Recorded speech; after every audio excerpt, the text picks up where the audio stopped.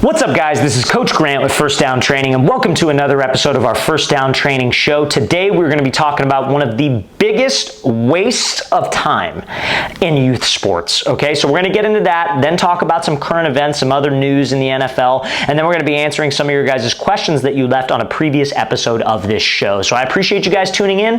Let's get started. So last week on this show, we talked about in youth football the problem with like rankings and stars, but there's another big waste of time that I feel like not enough people talk about, and that are these like all-star elite type teams, okay? Now listen, I get it. I understand the concept. All-star teams have been around from the very beginning of sports. Like I remember as a kid, I played in baseball, right? You play in your league, you make all-stars, you play in the summer for a little bit. Soccer, maybe they have that. Maybe it's some club team or some exclusive team. And then in football, I feel like this is kind of a newer thing. Maybe it's been going on a little bit longer, but I feel like it's getting a lot of publicity nowadays, right? So essentially like these different like all-star teams pop up, whether it's a club organization, whether it's like, you know, like Denver Youth All-Star, and they have all these teams set up and whatever, and then they go play other states, or they go play other clubs, and it's tackle football, right?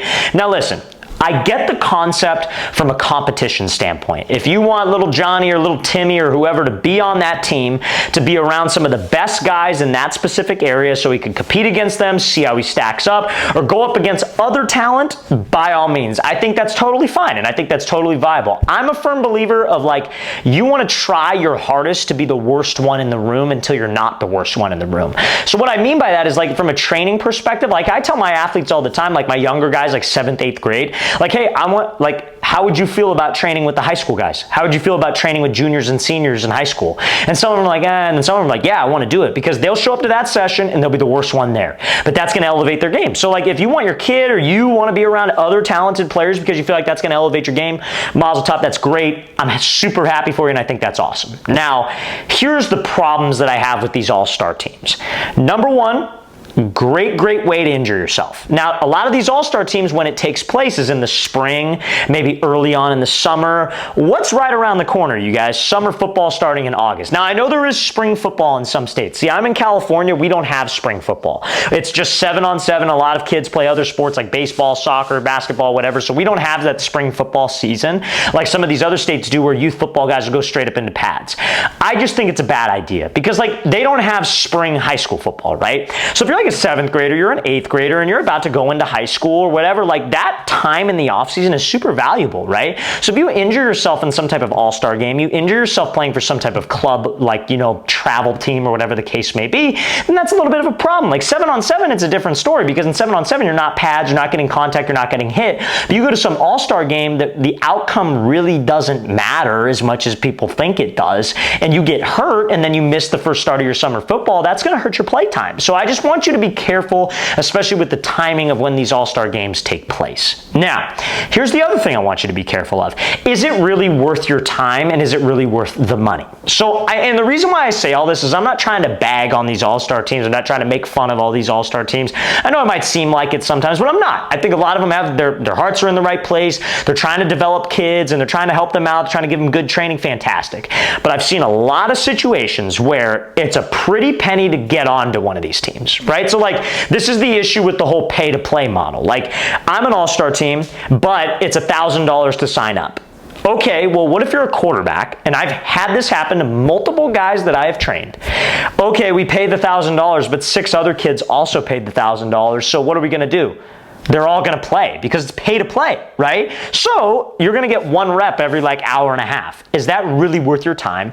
Is that really worth your money to get the jersey and to say that I was on XYZ All-Star team? I personally don't think so. I personally think that if you take that $1,000 and invest it into other aspects of your game, like quarterback training, receiver training, lineman training, maybe you put it towards a gym membership, you put it towards a speed coach, and you work on all those aspects of your game that's going to make you a better player, I feel like that's going to help you out in the long run, rather than spending this money to play on some all-star team. Now, the other issue I have with these all-star teams is a lot of them are very poorly ran. So I've seen teams out here in Southern California, because there's a lot of teams, and it's like, you know, like the FBU teams or whatever, they just get coaches from everywhere and anywhere. You know what I mean? So like, if you show up and it's a coach that's not actually going to be taking the time to develop your kid, not going to take the time to actually teach them the right way of doing things, because most of you know what the right way of doing things is, because we live in an information era, right? We're in an era where like everything's on social media. If you want to get offensive lineman tips, you run a simple YouTube search. You want to get receiver tips, run a YouTube search, and there's tons of information out there,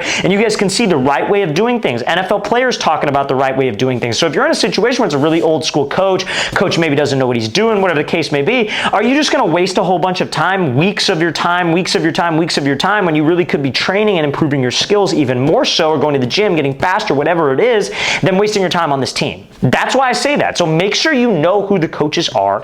Make sure you look into those coaches. Do they have a good track record? Do they have a lot of success?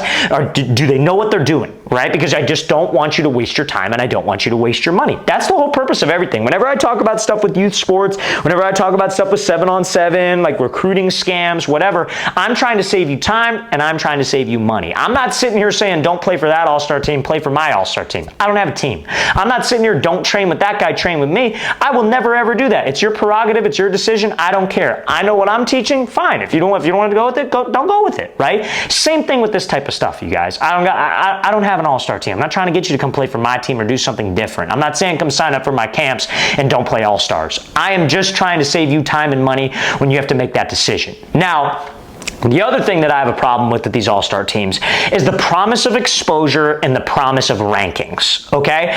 I think the whole like FBU national ranking system where it's like Team Florida, Team California, Team this, Team that, I think it's just the stupidest thing in the world. Here's my reasoning. How is it possible to rank a bunch of 13-year-olds, 12-year-olds, 10-year-olds, whatever? How is it possible when not every single 10-year-old in that specific area is electing to participate? It's impossible, because you don't have all the data. So you're all competing for this FBU national ranking. Meanwhile, FBU's getting shit rich off of it. But anyways, it's like you're all competing for this ranking, and then when you win, okay, cool.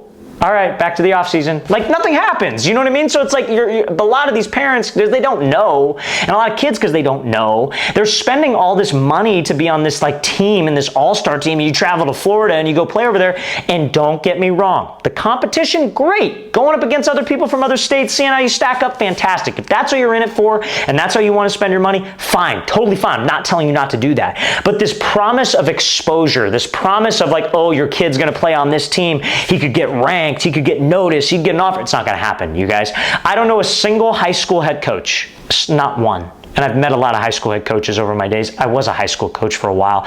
Not one time did we ask, hey, what FBU team were you on? Hey, what was your FBU team's ranking? Hey, did your 7-on-7 team win pylon? Nobody cares. Like, nobody cares. Like, what they care about, are you going to help our team win? And can you be a starter for me, and can I develop you into somebody on our program? That, and again, at the youth level, I just say this because I see a lot of parents wasting time, money, and valuable energy on things that aren't really actually going to help their son, their daughter sometimes, in a high school sports setting. It's not, right? So I just say this because, like, listen, guys, you have a very short window. Let's say you start playing football in 5th grade. 6th, 7th, 8th, boom, it's there, right? Let's say you start playing football in 7th grade. 7th grade offseason, 8th grade offseason, bam, you're in high school ball. So, like, are you using your time wisely? Are you using your resources wisely? Or are you focused on some national ranking that really doesn't mean anything, that's all made up in thin air, and some guys behind a desk made up the ranking, right? I talked last week about how dumb youth rankings are, like a 12-year-old being labeled a 4-star or a 3-star. Like, that stuff's got to stop. And these all-star games, like in these all-star teams, like, you need to be doing it for the right reasons. If you're doing it for competition, you're doing it to get better, you're on a good team, you're surrounded by a bunch of good players, and you feel like it's going to elevate your game, do it. I'm totally fine with that. But if you're in it for the exposure, you're in it for the rankings, you're in it for all those things, and that's what you're dedicating your time and your money to, I would recommend running as far away from that as you possibly can. That's all I'm going to say, you guys, but just make sure you're spending your time wisely and your money wisely this off season, okay? Now, fellas, before we get into some current events, we're going to be talking about a funny post that I saw on Twitter. I have some comments on it, and I would love to hear your guys' take on it. If you are a quarterback or wide receiver watching this and you would like to train with myself and my staff this off season, guys, we just released the next 3 cities that we will be traveling to for our 2026 QB and wide receiver camp tour. So guys, go to that very first link in the description below. That's where you can get all the information to sign up. We'll be coming out to San Francisco, California, Orlando, Florida, and then finishing off those first 3 cities in Phoenix, Arizona. We released the next 12 cities because we're coming to 15 cities. We do that every single year. We will release those next 12 cities later this weekend, you guys. So it's coming up. You'll be able to sign up for all of them. But again, if you're local to one of those 3 cities, they will sell out. Those 3 camps, guys, will be gone by the end of October. So please take advantage of the fact that we have available spots. Go to that very first link in the description below. We'd love to have you there. So let's get into some current events, or at least a funny tweet that I saw. So this is from Dove Kleiman. He says, which team are you thinking of? That football team you will never support, even if you are given their jersey for free. The Raiders. Can't stand the Raiders. I have a story as to why I can't stand the Raiders, but it was when Derek Carr played for the Raiders. And I was in Tampa, Florida's airport. We had just had a camp there. Our flight got delayed, and I was deciding to watch Sunday Night Football. So I put a little money on the game. For those of you that know me well, some of you may be watching this know me well, that I do pretty decent when it comes to betting on football. That's probably the only thing I do decent at. I try to do UFC sometimes, too unpredictable for me. Very, very bad at that. But in football, for whatever reason, I'm good. Well, I think I know what reason because I follow the game, right? But anyways, that's probably my best one. I'm not saying I'm perfect. This game, freaking Derek Carr, bro. They were playing the Chargers, and they were playing it. The Chargers were losing. I fell asleep. I woke up, Chargers had come back, and the Raiders won on a freaking Derek Carr threw up this like pass, trying to draw a PI call, and there was a PI call, and he's looking at the camera like smiling. Ever since then, I've had an utter hatred for the Raiders. So I'd love to hear what you guys think. Teams that maybe you don't like, you would never support them no matter what. I know there's probably a lot of Raider fans out there, and there are a lot of hardcore Raider fans, especially where I live, but no, we'll never support the Raiders because of that specific story. So anyways, guys, let me know what you think in the comment section below. So guys, now we're going to get into some of your questions, comments that you left on previous episodes of this show. Like, we really enjoy doing these longer form videos. I feel like, you guys get to know me a little bit better. I get to know you guys a little bit better off your comments and stuff like that. So if you want to be featured on our show, you want one of your questions or comments put on this show, guys, do not hesitate. Go to the comment section below. That's where you can leave a comment. I'd be happy to engage with you guys. I read and respond to every single one of them regardless if I put it on the show, but we'd love to have you on the show, okay, you guys? So thanks again. Let's get into this first question. So from Fisk Sherman, hey, if I'm a QB and I'm in a QB battle, what should I do to beat him? So if you are in a position battle as a quarterback competition, what you want to focus on is just doing your job. You should not be that dude that's constantly worried about the other quarterback, looking over your shoulder, what's he doing, what's he doing? You know what you need to do to beat him out. You can't leave anything to the judges. You got to have better accuracy, you got to know your playbook better, you got to be able to read defenses better, you got to have a stronger arm, you got to be able to get out of the pocket, throw on the run a little bit better than him, buy some time, you got to be a better leader, and you got to have confidence. And all those things is what you should focus on. How can I be the best possible in those areas of the game? Because if you're the best possible in those areas of the game, you're going to get the nod. But if you're worried about what he's doing and try to one-up him, you're competing with him, not competing with yourself. Compete with yourself, and you'll be surprised how much further you could actually take your game, okay? So I hope that answers your question, man. Hope that helps. Next question, or I guess a comment from Aaron Brock 9480. Daddy ball ruins youth sports in general. So let's talk about daddy ball. Daddy ball is one of those things that I feel a lot of people use that term too loosely. Because I've met a lot of coaches' kids over the years. They normally work insanely hard and are very, very focused. A lot of times, and I'm just trying to be real here, a lot of times the kids who complain about daddy ball are kids who are unfocused, don't want to be there, have a lack of effort, and just simply are just not the most talented or most skilled players. I'm just trying to be honest with you guys. Like, from my experience, I can't speak on anybody else's experience, but I can speak on my experience. Generally, coaches' kids, they're looking me in the eye, dead focused, ready to roll. I tell them what to do, they do it. Kids who complain about daddy ball, they're looking around, tired, dragging ass. So I'm just trying to be real with you. Now, is daddy ball a thing sometimes? Absolutely. I've had to deal with it. I know lots of players, lots of professional players who have had to deal with it. It is a real thing. And the advice I could give you if you're in that situation, you're truly in that situation, number one, take it as a challenge.